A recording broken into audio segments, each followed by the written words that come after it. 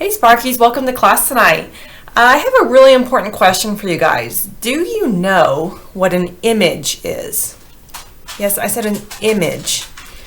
Think about that for just a second. What is an image? So the dictionary defines an image as a physical likeness or representation of a person, animal, or thing. It can be photographed, can be painted, can be sculptured, or anything that makes it visible. It represents somebody or something's likeness. Do you know that we are actually images? Let me tell you this Bible verse in Genesis 1:27. It says, "So God created man in his own image. In the image of God, he created him. Male and female, he created them." So this is really important for our lesson today. I'm going to show you guys a picture here.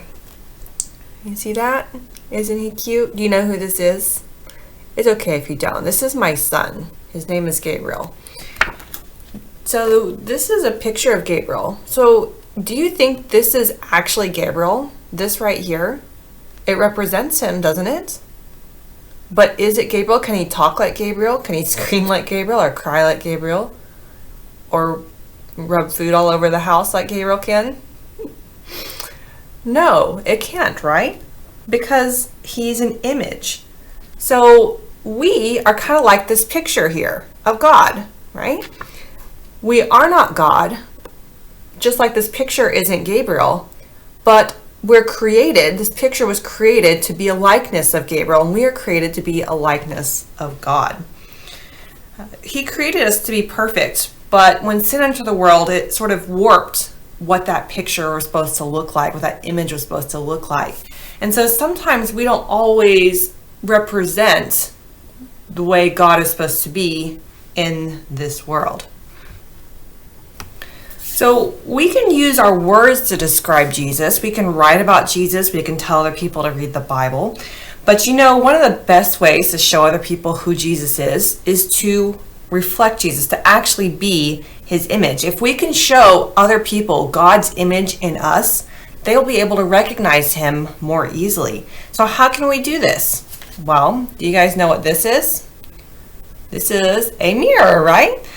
So we were created in God's image, just like a picture was. And one of the things that we need to do with our lives to determine whether we're showing God's image is to look at ourselves in the mirror. So mirrors are kind of funny, right? For instance, you know, I've got this mirror right here. But what happens if I hold it like this? Can you see me? Nope, we're not reflecting God, are we? What if I hold the mirror the right way, so it's facing me, but something comes in between us? All right, are you seeing God here? Nope, you're not seeing me, you're not seeing God. What if I hold the mirror just like this? What do you see? You see my image reflected right to you. So one of the things that we need to work on this week is to learn how to reflect God. If we are like the mirror, we're like the picture of God, how are we going to reflect God clearly to other people? And it's not going to be quite as funny as having the mirror turn around backwards, okay? You know, it's not like you have to turn around backwards in order to show God. It's not like we have to have a piece of paper between us and God that we just have to pull out of the way, right? What do these things represent, though? Our actions, okay?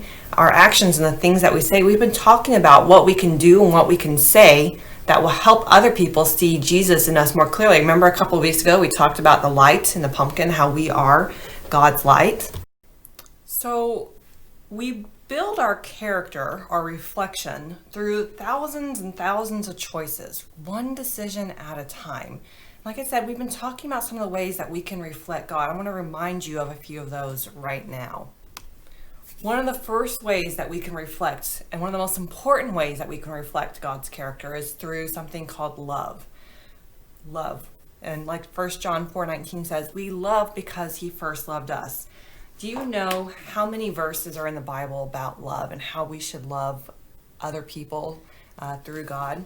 In fact, some of the most famous ones are in 1 Corinthians chapter 13, where it talks about what love is. Love is patient, love is kind, it does not envy, it does not boast. It is not proud. And then there's a whole list of what love is. There's also a lot of instruction about how to love in the book First John, chapter 3, where it talks about, we have the verse here, we love because he first loves us. But it also says things like, dear friends, since God so loved us, we also ought to love one another. No one has ever seen God, but if we love one another, God lives in us, and his love is made complete in us. Wow, that's so special, isn't it? Another way that we can show God's love is by speaking the truth. So the one whose walk is blameless, who does what is righteous, who speaks the truth from their heart, these are the ones who are going to live with God and who are going to be invited to God's table, essentially. Speaking the truth, telling the truth is very important to God.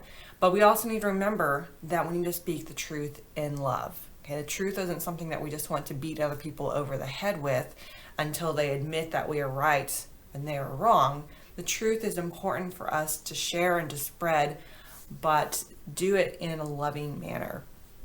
And then finally, one of the things, and we talked about this last week when we read our story, was that we need to be brave. Be strong and of good courage. Do not fear, nor be afraid, for the Lord your God will be with you. He will not leave you nor forsake you. So why is it important to spread or to share, reflect God through our image? Because it helps other people see him.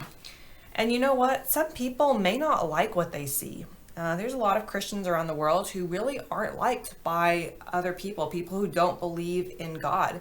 And that's because sometimes some of the truth that we're speaking or the reflection that we're representing isn't really what the world wants to see. There's a lot of people out there who have been sucked in by sin and by doing the wrong things and wanting to do whatever they want, regardless of how it hurts or impacts other people. You need to focus, make sure we're reading our Bible. You need to make sure that we're reflecting the God, the Jesus that we see in the Bible, not just other people in the world around us. Your goal, you want to make yourself a perfect mirror so that people see what he is like, what Jesus is like. You need to be loving. You need to speak the truth. You need to be brave. You need to be kind and thoughtful. Don't do bad things. Love everyone you see. Can you be like that? It's going to be hard, I'm telling you, but I think that you can do it. So whenever you go around through your week, I want you to remember the mirror, and I want you to do your best to reflect Jesus in yourself. And we'll learn some more ways and Sparkies about things that we can reflect, things we can do to reflect Jesus to others. Y'all have a good week.